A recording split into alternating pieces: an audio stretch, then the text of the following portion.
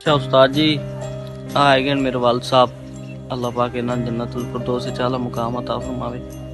ते वीडियो बनाने का मकसद ये है जिस टाइम वालद साहब फौत हो जान ना उस टाइम कोई किसी का नहीं होंदा, ना चाचे काम दे ना चाचू काम दे, किसी का कोई सक्का नहीं होंदा। ये एवें गल ही है कि ताए चाचे साडे बड़े कोई ताए चाचे अजकल दे नहीं है। जिस टाइम ये बंदे फौत हो जाते हैं ना वालद साहब भी उस टाइम सब रिश्ते टुट जाते हैं, चाचे जाते हैं, सब रिश्ते टुट जाते हैं। कहने का मकसद ये है कि अपने आप ही बाहर निकलो बस।